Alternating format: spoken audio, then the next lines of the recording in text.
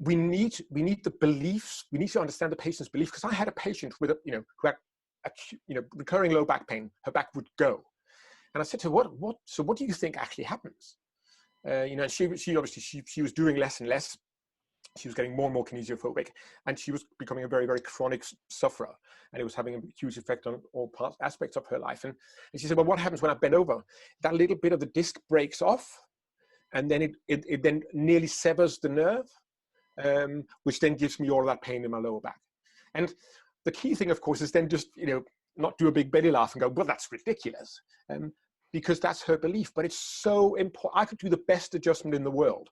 I could acupuncture all of her paraspinals and release her piriformis and whatever else I wanted to do. If her belief is that whenever she bends forward, something nearly severs her spinal cord, she will never be well. So it's understanding and taking that belief away in a non-derogatory way. And of course you go, well, I completely understand why you feel like that, because the pain can't get that severe. Fortunately, what's actually happening is just your muscles are overreacting and trying to protect you and spasming and everything else. And taking that belief away is crucial in actually getting an inroad into making her move comfortably and safely again.